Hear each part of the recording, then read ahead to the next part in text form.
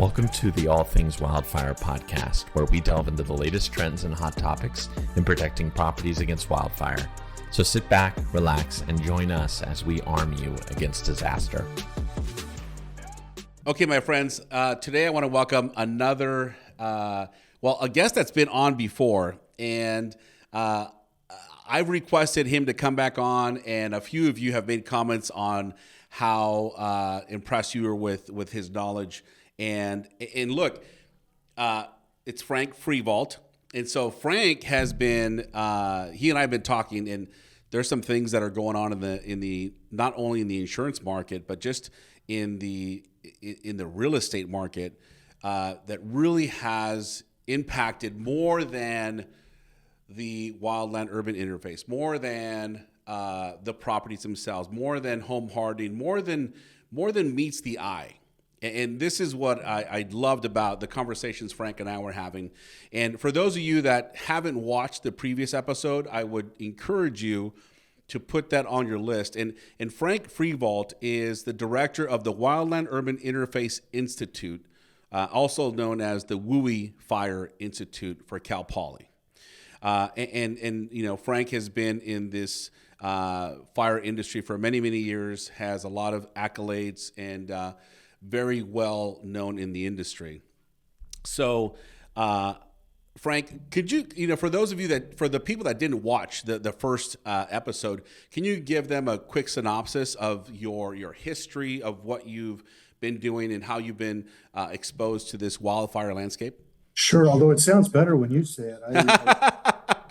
It's pretty flat. Love it. I've been in the fire service since 1979, kind of a garden variety fire practitioner. I've had the opportunity to work at different layers, so special district, city, county, state, federal, and different roles. I think that's helped. But really, I've been a late comer to really understanding impacts of climate change. Really wasn't until, 2015, 16, somewhere in there. And what got OP and I introduced in our first discussion was I was watching, your material and the way it was developing, and I really appreciated the depth you were going in some of the places. I thought this is a good place to have a discussion. Awesome. And it was just really sharing, in the first time we met, about this disconnect we were having between how the insurance industry was interpreting the conflagration sequence of loss, which is really what we're responding to. We've had burn fires for a long time, we've lost structures for a long time, but not at this level. And so we're really, in my mind, we're responding to conflagration levels of loss. And so that was really our first discussion, was this disconnect, and how do we realign how we understand the loss sequence. And once we understand it, we can see it and understand it, then we can put value on the mitigations that can disrupt it.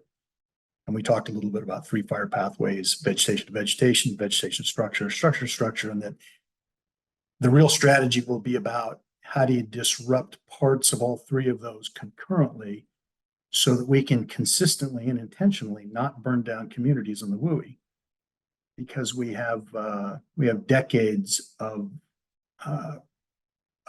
increased wildfire in our future. There's no avoiding that. The question is just going to be intensity. So that was kind of our first round. Yeah, it's part of what we all have to not necessarily look forward to, but begin to accept. Like, wildfires is part of our landscape now. Just like in Florida, you got all the different hurricanes that are showing up over there. That's part of Florida. That's part of what everyone expects. And so and look, wildfire is not only specific to the West Coast, right? Like, you've got Australia, you've got this is worldwide. Like, it's all over the place.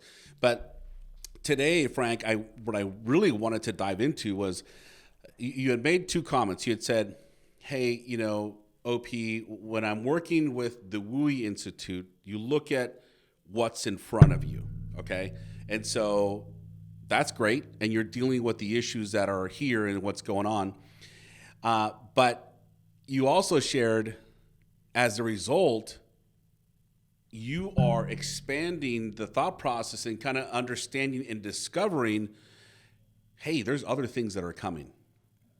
There's other things, other risk factors that could impact us as a society that we may not be paying attention to, right? We're paying attention to what's in front of us. Hey, let's do the home hardening.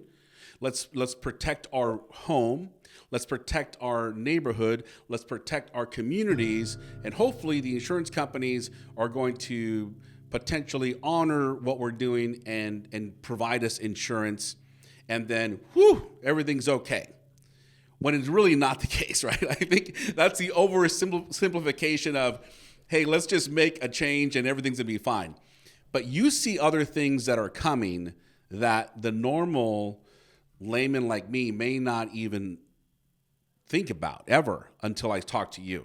And so I'll let you unpack what it is that you're seeing coming in the future that we should all really consider as a potential risk that we may not be paying attention to right now, but we should.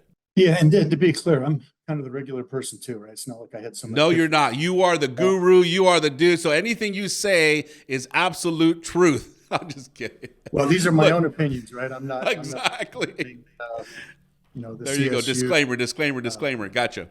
Right.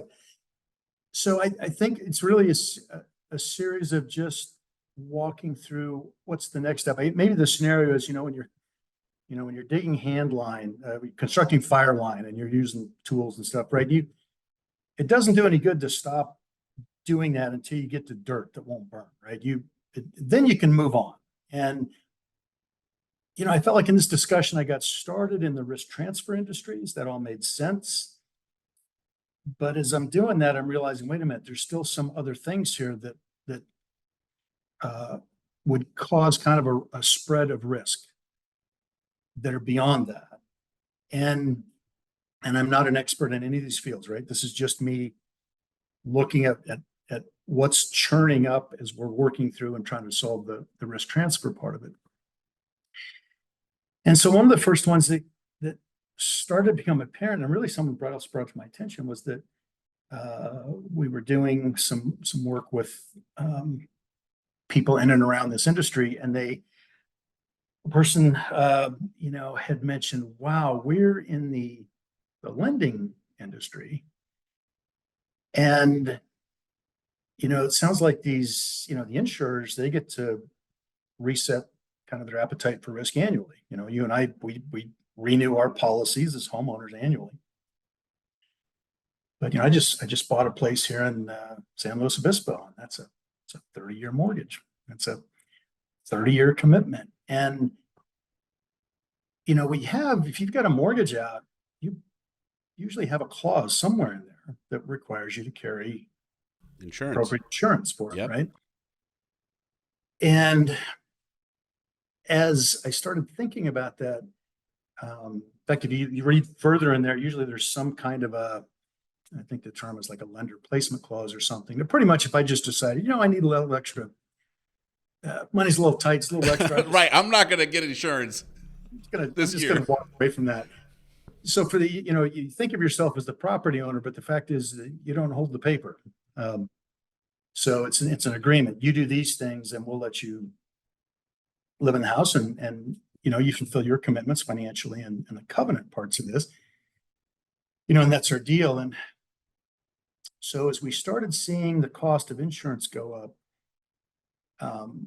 two scenarios kind of played out in my mind. One was, well, shoot, at what point does the cost of insuring the home, kind of an average budget, when does that get high enough as a percentage of the mortgage payment that you start to see physical defaults? First late payments, 30, 60, 90, and then just outright financial defaults. And so I put a query out there a while back, haven't got an answer back, but I'm pretty sure we've looked at this before when we have periods of high inflation. The people that look at financial defaults, hey, when does the cost of living as a percentage of your mortgage payment get so high that you start to see these defaults? My guess is we know what that looks like. In this case, my inquiry in general was, let's say insurance was the cost of living issue. When does it get high enough as a function of that mortgage payment that you could anticipate from past behavior, financial default. So that was kind of one scenario.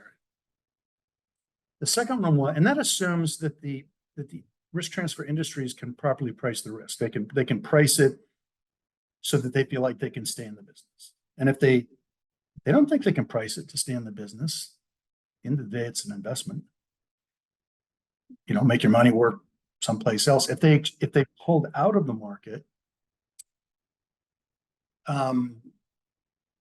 then how many homes do you start to have without insurance? And by the way, lender placement, I'm sure this is going to an extreme, but if lender placement is the strategy that's always worked, does it still work in an environment where the insurance industries are pulling back?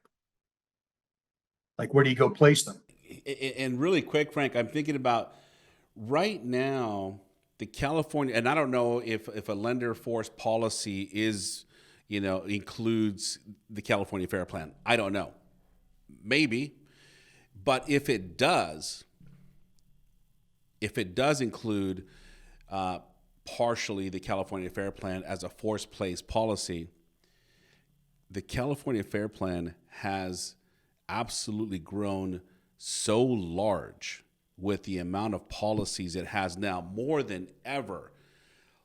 Like, I can see, like, this thing is stacking up. And so if it happens to be the California Fair Plan that's a force that the mortgage companies use as a force policy, things can come tumbling down pretty quick.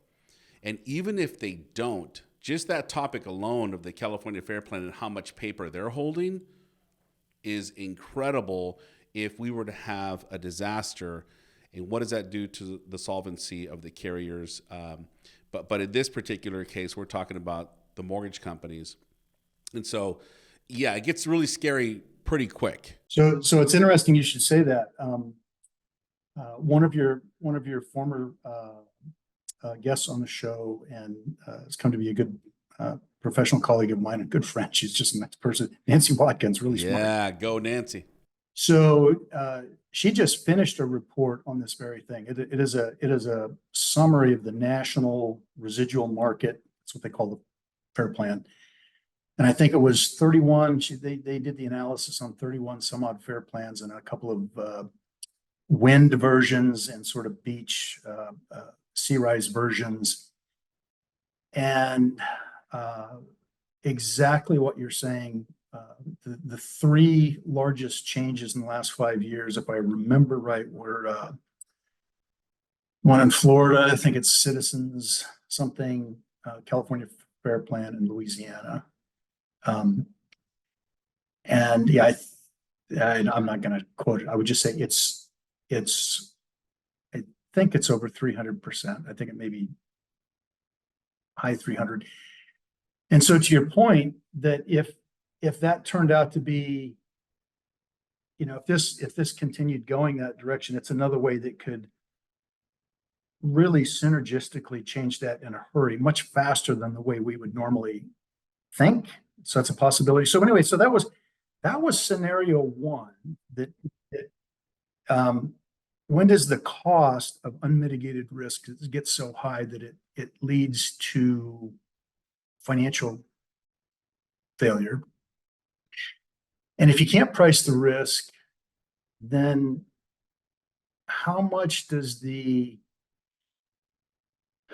lending industry, how much can it tolerate in the terms of underinsured or uninsured properties? One of the good things is this surprised me. I heard this a couple times now, where nationally something like 40% of the homes, the mortgages are paid off. That sounded like a staggeringly high number to me. Wow, I thought it seems high. I thought it was much lower. So that's both a good and a bad thing. One is it means you got fewer situations where you're holding mortgages out there, but it would also mean that the temptation to sort of go naked as far as no insurance.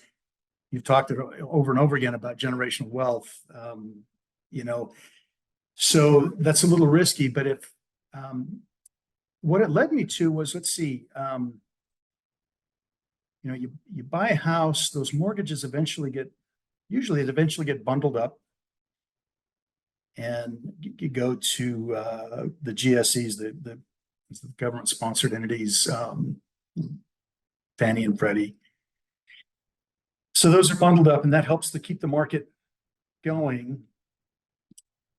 And it made me wonder for the mortgage-backed securities that are linked with those. And I don't know this, right? It's just a question. Is there a point at which the underinsurance or non-insurance, when does that get to be enough of an issue that it hurts investor confidence?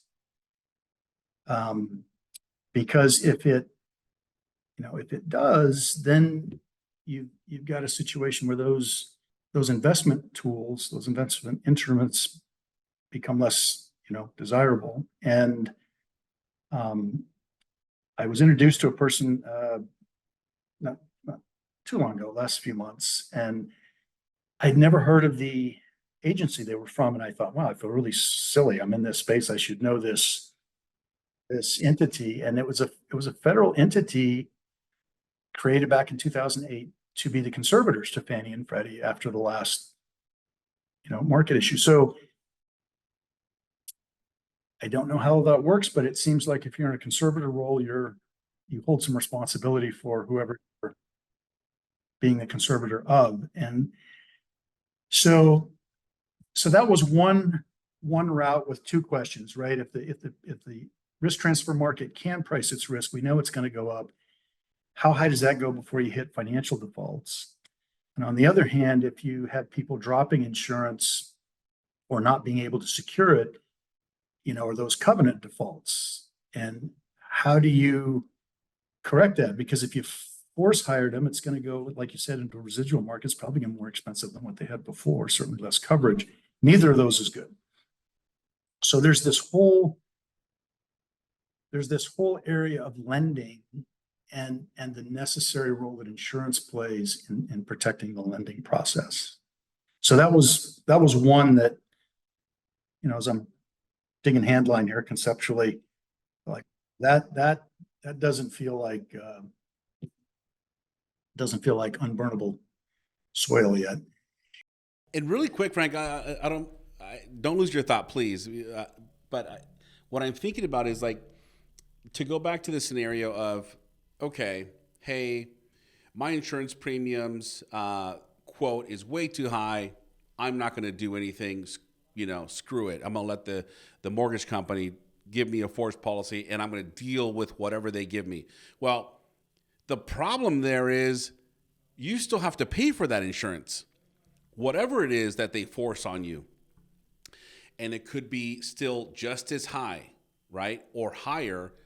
And now the financial constraints or the financial stress on someone with a fixed income is going to be very difficult, right? And we've seen this play out already with Farmers Insurance when they left. There was a condominium complex in San Diego, and you had homeowners really on the news saying, look, I'm on a fixed income. The rates went up 400%. I don't know how I'm going to be able to afford it. And she was looking for help from her family to help pay for the premium. Completely get it. But if it's forced on you now and you have no choice, what are you going to do? What are people going to do? And it could come to this stress of default and a sale, if you will, of like, I can't afford to live here anymore. And I, as a homeowner, have to come to terms with that. What does that mean for the mortgage companies? Because they're not in the business of owning real estate, right? They're in the business of, making money as an investment. And so I don't know, Frank, if you see a potential 2008 situation going on with real estate now being more available because of some of these constraints, or something in between, but it's a whole nother vehicle that's causing this real estate market to really kind of get a little more nerve-wracking, if you will. Is that about right now for what we've discussed so far? I think those are really valid things to think about. And if you look, there's been some great articles in some of the national, magazines, Bloomberg and Time and those types of, articles. And, it used to be a few years ago, someone might call you up and they'd ask you about an article they were writing. And you would influence the article that way, hopefully with some expert knowledge. Now I'm seeing the journalists ask the right questions. They haven't talked to anybody, right? Because they're now getting informed enough about what's happening to ask some of those questions.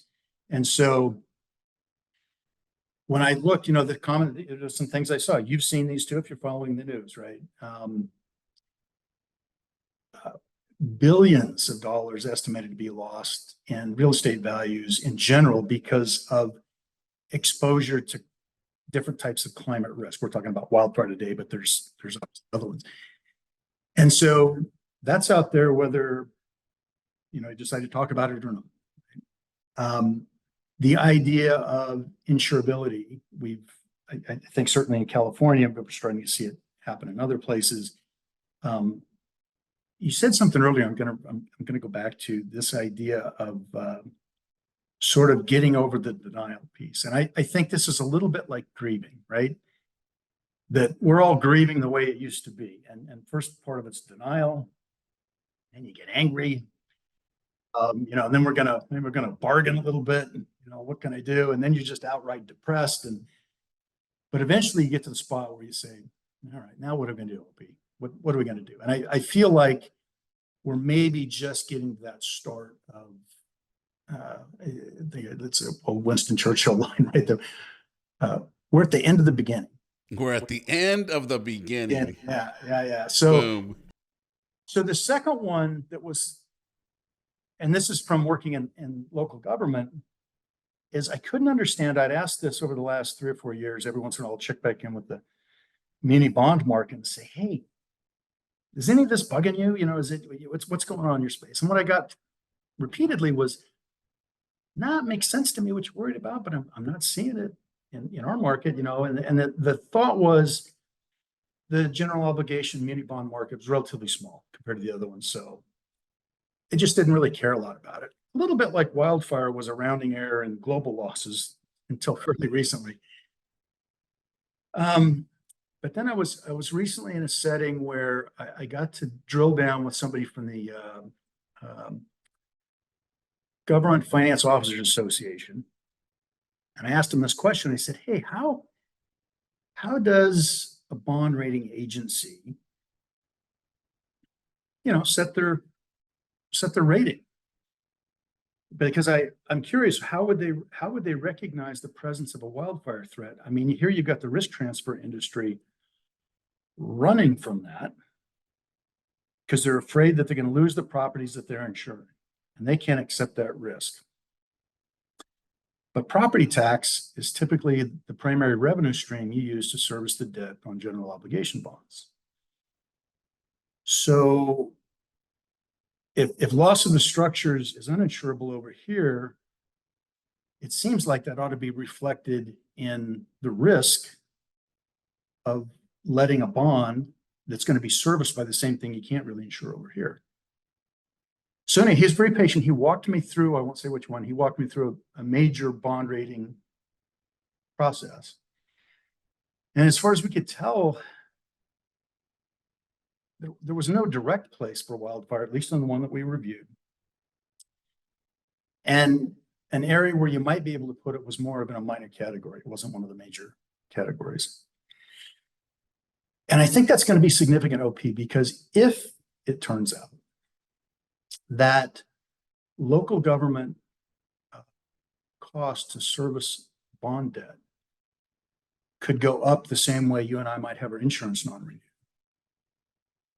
that's going to be a real game changer at the local government level. Because if I'm a really aggressive fire chief, whether it's a department of an organization or as a special district, and you get really aggressive in this WUI mitigation space, especially if you've done a lot of prep with your community, clock starts ticking. You've got a week or two, and then you're going to have a line out your door with a bunch of very, very unhappy people. But if it turned out that the cost to put in the new library, the parking garage, or whatever capital project you want to go do using bond, which there's no collateral for those. It's on the full faith and credit of local government based on the almost certainty of property tax. So if that bond rating were affected and it cost more to borrow money, now local government, I think, would have some skin in the game. Like, now there'd be a line at your door, but it would be, go get that fixed because it's costing us, it now costs us more to borrow because of this unmitigated risk. So I don't know that will happen, but having worked in local government and, you go to float a bond, you do a lot of research. And what the cost to service the debt is, it's important.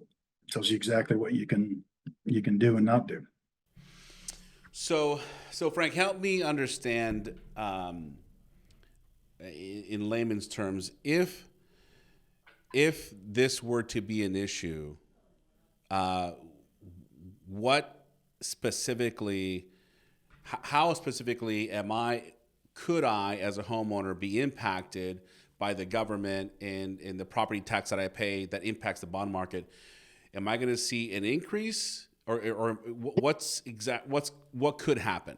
Well, it's a great question. Again, I come back to it. This is fundamentally, I'm fire chief by trade, and I got you. 62-year-old freshman at university trying to run a new WUI institute. But I think there's a couple of things that can happen if you just trickle these things down. So there's the pressure of properly pricing the risk. And that, I think everybody sees how that can affect them, and a lot of people, it already is affecting them. And there's the global reinsurance side of that is going to happen regardless of what you do locally. As we see, have we talked about, the part of climate change that is causing this? So, like jump in, my friend. What are you thinking? What's on your mind? I'm not a scientist, but I heard a lot of different ways about how this works, and most of them made some level of sense, but a lot of them I couldn't really grasp. But this one on vapor pressure deficit, that's the one that makes perfect sense to me, from my background. So if you've got two air masses, they're identical size, and one's warmer than the other, the one that's warmer can actually hold more water physically than the one that's colder. So if both of them are at 50% relative humidity, the one in the warmer climate can hold more water. The reason that's important is that for the vegetation that's used to a certain kind of climate, it's evolved over thousands and thousands of years to be used to a certain temperature, average temperature for wherever climate it's in. As that starts to warm up, even just a few degrees, it changes how much water that atmosphere could hold.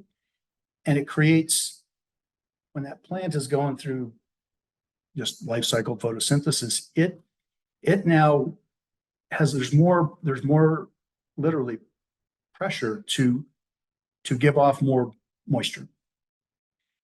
And so I never understood that. Things dry out faster because the atmosphere can now hold more water than it used to. And so when that happens, it means that when you're into a drought, it can last longer because the atmosphere can suspend more water in it. And when it finally rains, it can rain and slow a lot because that sponge is a lot bigger. And in the interim, the fuels that take a lot longer to adapt and evolve are essentially facing an atmosphere that can pull more water out. And so the two things that made sense to me there, that's why these fuels are burning so much longer in terms of the season, why they're drying out so much, and they're all available. And then the other thing is it explains the extremes in the weather. So that really made sense. So I love this. And here's a question that I had that could be somehow related. In the life cycle of vegetation, there is a point where the vegetation is naturally absorbing moisture for its own nutrients. And then there's a time where the vegetation is not absorbing moisture. My question is, even when it rains, are there times that, depending on the atmosphere, that the vegetation will not absorb the moisture for its own nutrients for growth? Is that possible? Does that happen? Or is that just something that a forester was talking to me about, and I got kind of confused? What's the deal with that? Well, I'm at the edge of my whatever areas I'm familiar with. That one's certainly at the edge. In Mediterranean climates, it's not uncommon for certain types of plants, as they get to a certain level of dryness or fuel moisture that gets so low, they'll secrete some oils that help cover up, and it helps lose evapotranspiration, so hot, dry wind. So it's a defense mechanism. The bad news is a lot of those oils they'll contribute to combustion, and so it can make those, when they get really dry, not only do they have not much water in it, they may be secreting some oils and things. And you can go through the brush different types of year and see it, or you can actually feel it. But as far as how much it just picks up out of the atmosphere versus out of the root system, that one's beyond me. Got it. All right, I'm going to put that on my radar for a future conversation. You've got the perfect platform to find out. So to go back real quick, what we were getting into there is the vapor pressure. What happens to the homeowner, right, in these cases. So it seems like the future, you'd at least have to be thinking about, obviously, an increase in your insurance, availability of your insurance, whether you got it in the fair plan or through the residual market, supplemental lines of the admitted carriers. And then, if you were going out to buy a house, let's say let's say you're wanting to sell your house.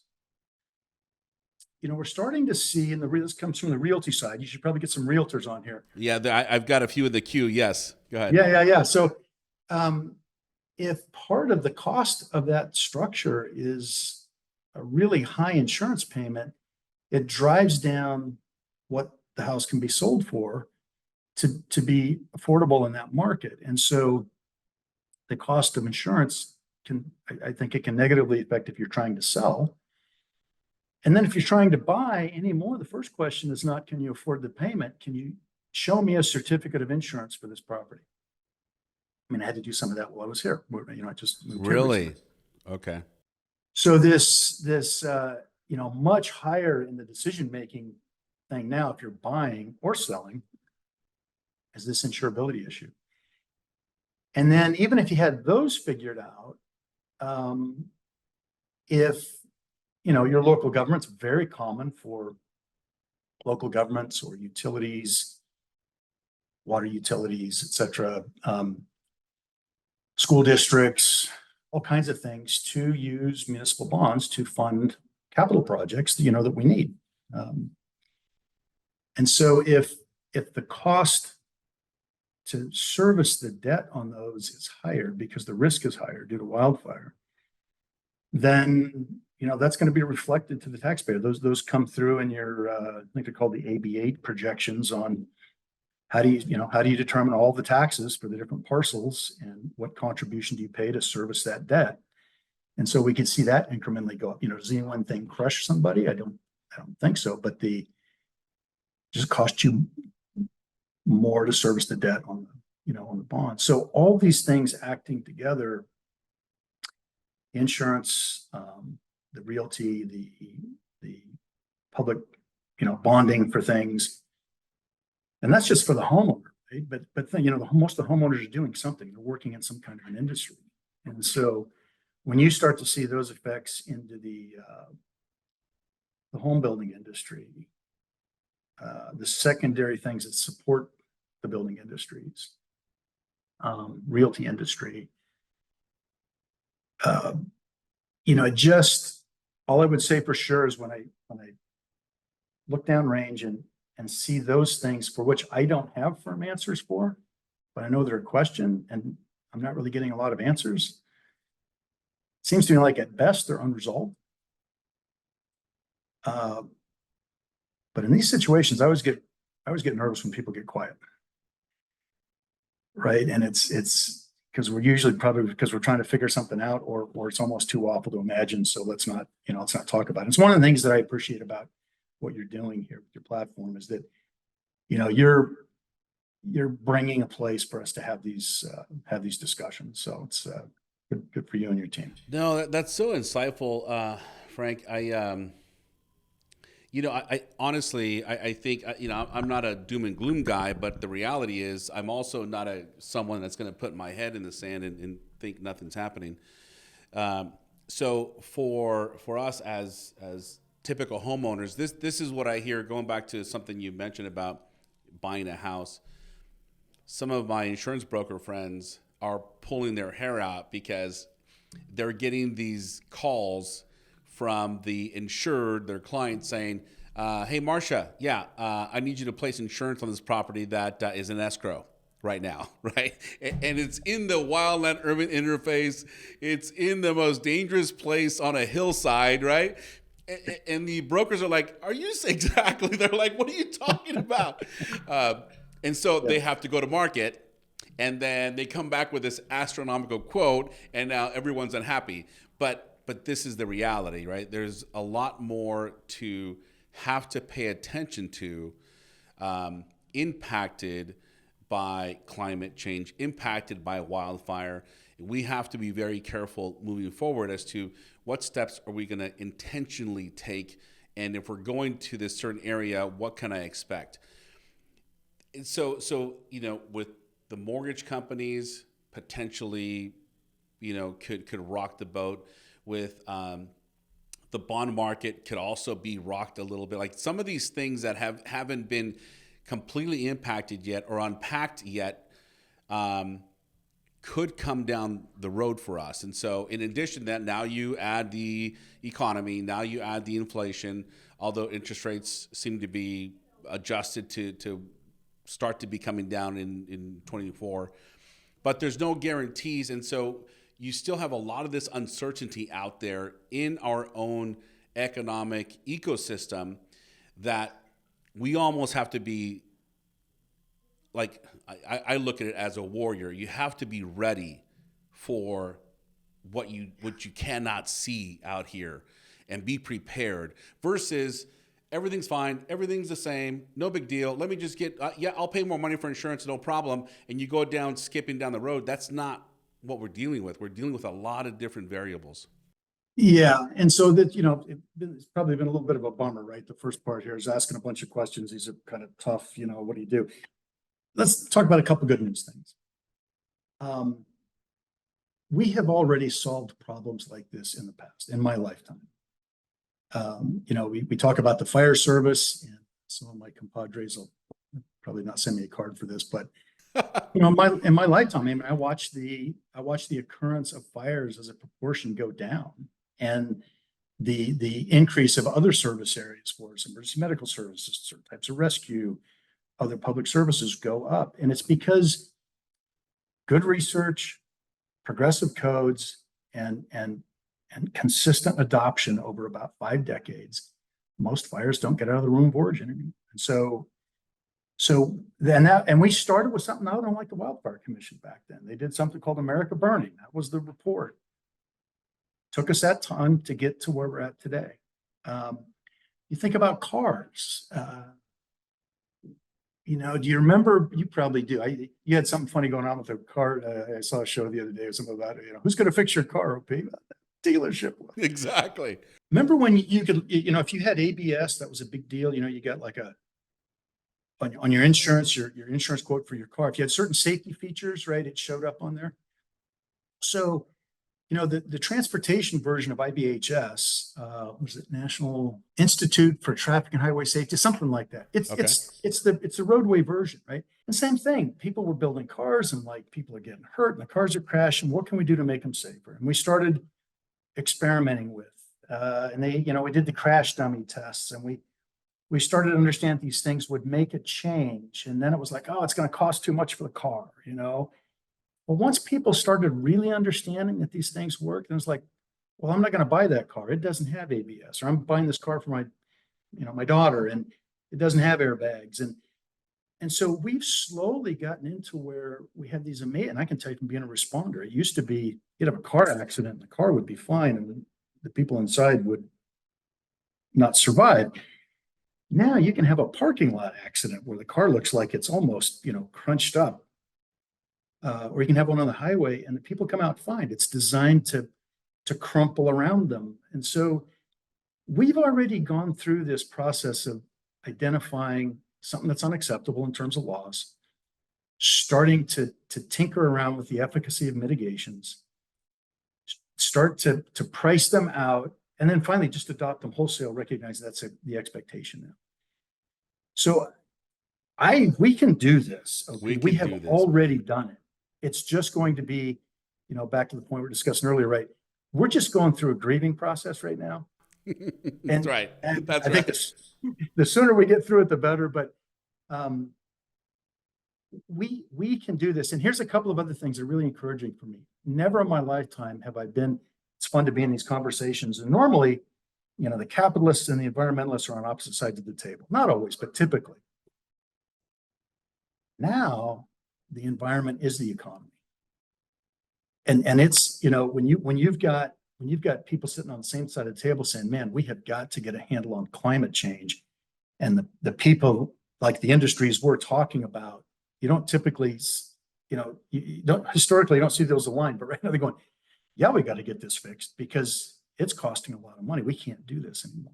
So I think that's really encouraging. If we can just get aligned about what is it we need to do, make the loss sequence visible to everybody. And then once you know the loss sequence, once you start disrupting that sequence, now you know how valuable each of those disruptors are. Now we can talk about properly pricing risk, changing outcomes at scale, and not have miracle houses like in Lahaina, but have it be the opposite. Some fire go through a place like that, and there's only one house that burned, and you're going, well, who didn't get the memo? Here's how we're doing it now. So we can do this. When I think about this, Frank, I have a fire captain that works with us, Rich Snyder. You may have met him, or I've heard the name. Yeah, I've heard you mention this. So Rich Snyder uses this analogy similar to what you were saying, and he says, hey, IBHS is the standard, right? The Insurance Institute for Business and Home Safety.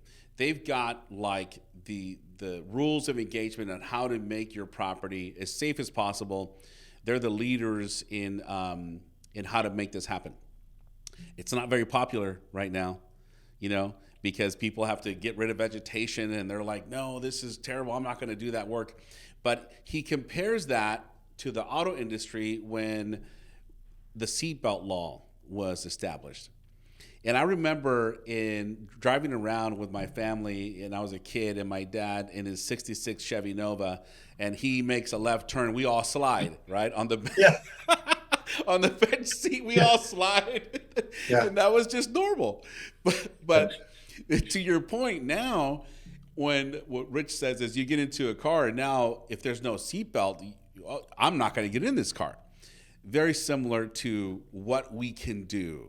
Right? What's coming, what the change that we're going to have to adopt. And eventually we're going to say, this is the standard and my neighbor is not up to par. And let me go talk to my neighbor so we can all get on the same page and we can have this better environment of our HOA or our community to be safer because that home may not be as safe as it needs to be. The seatbelt law. So I love that. I think you're right. There are some positive things that are coming out of this. I think for homeowners, we need to be as prepared as possible. And for, as a homeowner, we keep talking about this. As a homeowner, we want to make the investments. We should make the investments to prevent wildfire damage at all costs for us, right? And it is going to come with an investment, absolutely.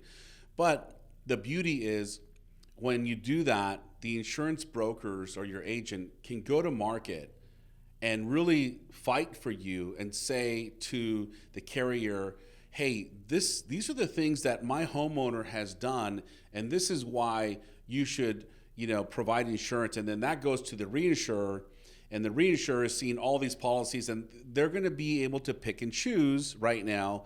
And so why not have us be the most attractive possible, so that way we can at least have that coverage and not have to be too worried about all these other things that are going on within the rates that are going up and the impact that it can have on us financially. So we definitely have control. We definitely need to do more about it. But I really love what you're saying about being in the grieving process where you're upset that it's happening. And I think you're right. What was that quote? We're at the end of the beginning. Is that what you had said? Yeah, it was like the first sort of Allied victory in Europe, and Winston Churchill got up there, and everybody was expecting him to really, really beat the drums on this thing, And he said, "Look, we're hopefully I don't get it right." He said, "This isn't the end. It's just really the end of the beginning. Like it's just started to turn. We've got all kinds of stuff left to do, but I think we're past the point, OP, where we're denying that things are really happening. And that's honestly, it's the first step on this, getting through this process of accepting.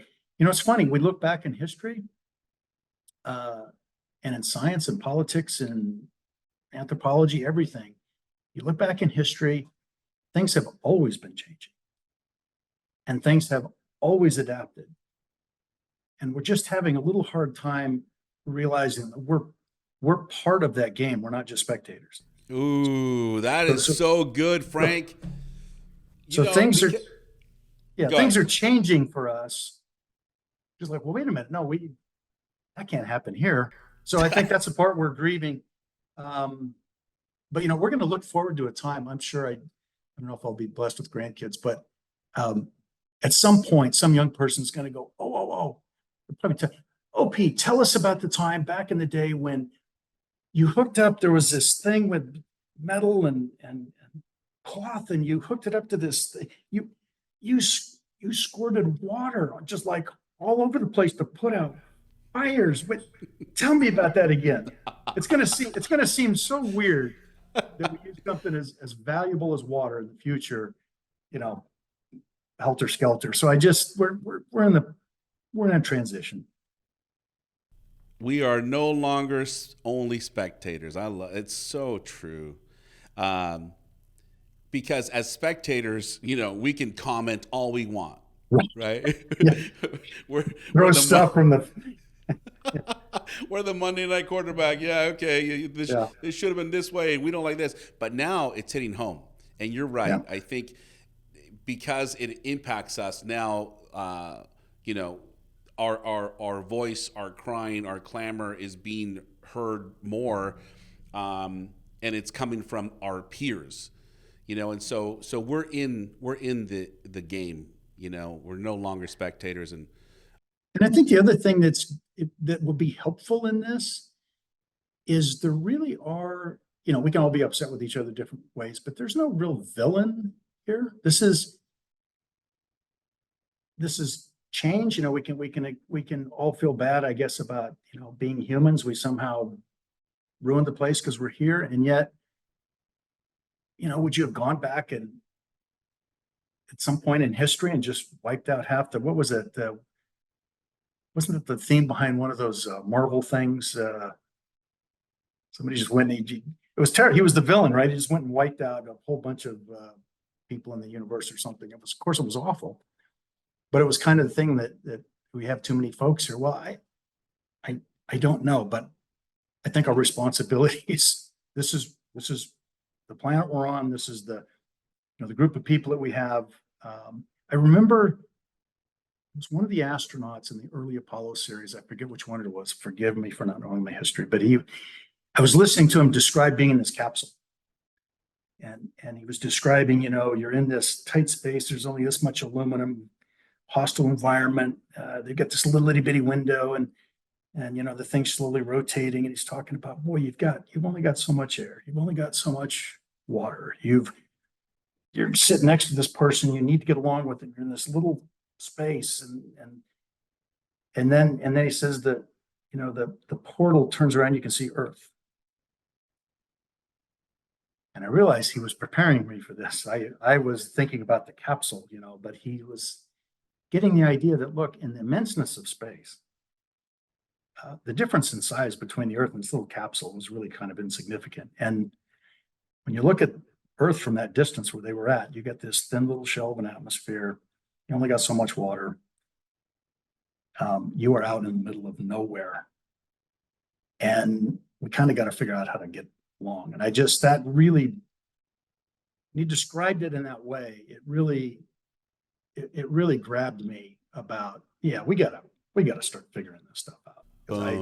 I'm late to the party. I'm a late bloomer, but I like what he was putting down. Man, I love that, Frank. I think you're right. Early on, people were saying that the insurance companies are the villain, and I think it's part of our nature to want to blame somebody. Oh yeah, right. Yeah. But you're right. Like, we all did this, right? This is humanity. This is what we're living through right now on planet Earth, and we just have to figure it out. And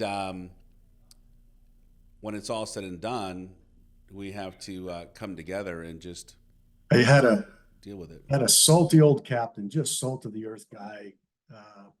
Name was Larry Meyer, up at Mammoth Lakes, and you'd get out there and the weather'd be nasty. You'd have some kind of plan, and you're doing it, and it's not quite working, and you're trying to hold on to your plan, but you're just struggling. He would just sort of sashay up, and he'd know that you're wrestling, that when your plan wasn't working, and he'd just go, "What do you want to do now, Chief?" And he wasn't asking like he didn't know. He could go do the right thing, and I didn't need to be there. But he was just asking the question like, okay, you need to get over the fact that your plan A isn't working. Now what do you want to go do?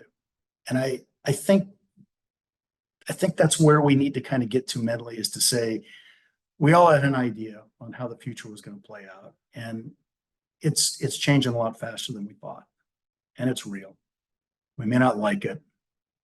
What do you want to do now? And where else are you going to go, by the way? You can't be the smartest person in the room and escape any of this. So we just have to own that. Wow, that's so good. We have to come to terms with, we own this issue together. We need to collaborate together, and we can do it, right? It's been done over history, and it's something we can do. And we don't like change, especially when it's costing us more money. But the reality is, we have to learn how to function and how to solve these issues. And it's not going to happen overnight, right? It's like you had mentioned, these things take some time. But the reality is, the beauty in knowing that this too will pass. This too will get resolved. We will have some sort of new normalcy that we're going to be dealing with in the future. And that's okay. And like you said, my grandchildren are going to say to me, "Hey, Grandpa, tell me about the time," and because it's unknown to them that what we're living now was even a real issue. So I was just at a function up at Alameda called Red Sky Summit, and a bunch of really amazing people were there, and just getting immersed in that group and listening to the technology, the thinking, the strategies, just the way people were coming at things. It was so encouraging, right? Because man, we have got some good people on the job. So there's no elegant way to just pull a rabbit out of the hat here. That is not going to happen. But we know more now than we did 5 years ago. And in a couple of years, we're going to know more than we know today. And we're gonna sort this out. So I love it. Frank, as we close here, my friend, you've dropped a lot of good gold. and a lot of good little clips that I've already taken note that I'm going to be using. But is there anything, and I'm going to have you on again in 2024 because we're going to have a whole nother set of things that we're going to be like breaking through new frontiers. Is there anything that you want to leave with the audience or any statement you want to make before we say goodbye? I guess maybe this one is that we're focused on the insurance and we're focused on the price and we're focusing on the changes of things. And I guess on the insurance piece, I guess what I would want to say is it's a little bit like your health insurance, maybe even your life insurance. Like, do you really want to cash out on that? I mean, the idea here isn't to live separate from risk and have someone else pick up the tab. The idea is that insurance is a signal about the risk. And, if we can mitigate the risk and drive that down, that's much better. The cost goes down and the actual chance of something going down goes down as well. On the other hand, we don't do anything, it'll cost us more money, and the likelihood that our property is going to perish goes up as well. So I think if we can just get it through our heads that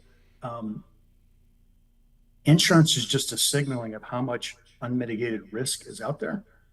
And the only reason they're willing to talk to you is because you actually don't own your house. You're lending it from someone else and you're paying them a little bit at a time, but someone has to protect that transaction.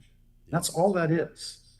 Some people do it better, some people do it worse, but that's all it really is. So I think we have to get past the villains and just look at what will I do to protect my family and my property from wildfire. Skip the rest of it. Just what are you willing to do? And if you're not sure, talk to someone who's been burned out of their home. That will help you. Ooh, so true. So true. Those people have a lot of, they're some of the best people to speak to because they will preach. Yeah. Right? They will preach. And one of the things that just, you hit on as far as insurance goes, and I don't know if you know this, Frank, but my little brother and I started the company together, Allied Restoration. And he's ex-military, 11 years in the Navy, came with a very good resume of, understanding operations and how to lead people.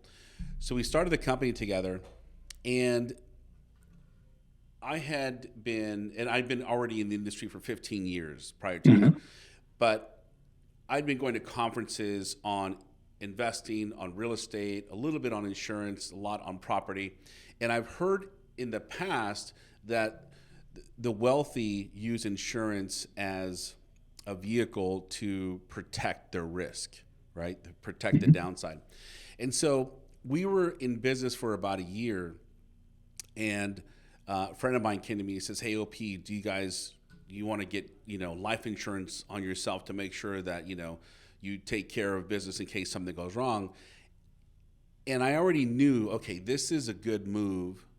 It's going to be costly, but we should do it. So my brother and I got insurance. I got key man insurance on each other. So if one of us goes down, the company gets money to be able to function and all that. Well, Frank, he passed away 2 years into our business in 2000. I'm sorry to hear that. Thank you. And I got to tell you, Frank, I am a believer in life insurance, and I'm a believer in insurance. I don't see brokers or agents or people as villains. I see them as a godsend that oftentimes we look at as villains, when the reality is, if it were not for the insurance policy, our business would not exist. And so I'm a believer in insurance, and like your message is so true. Like, let's get over it. Let's get over villainizing people or industries, when the reality is this is our issue to solve, and we can do it. So thank you, brother, for sharing that. I think it's key. And Frank, look, I always love having you on, and I'm going to have you on again, and we're going to continue to have our side conversations. I definitely want to be invited to some of these events that you go to, Frank. So please keep me in mind. I'll go in your suitcase. I'll do whatever as long as I'm in the room. I love hearing all these different ideas about either technology or solutions, because as much as we're going into some unknown times, this is also a very good time for opportunity. Oh, yeah. Yeah. Very good time for opportunity. And so, I love this unknown area because of that aspect of it. It's like, okay, what's coming up next? There's opportunities, especially for entrepreneurs and people that have different ideas, and the creatives and the innovators and all that. So, I love that. Frank, thank you again, my brother, for being on. Thank you for taking the time, and have a Merry Christmas, brother. And I look forward to having you on in 2024. All right. You as well. Take care, OP. Take care, Frank. Bye-bye. That's all for this episode of All Things Wildfire. If you like this episode, be sure to subscribe to our show and follow us on social media to stay up to date on all things wildfire. And as always, thanks for listening.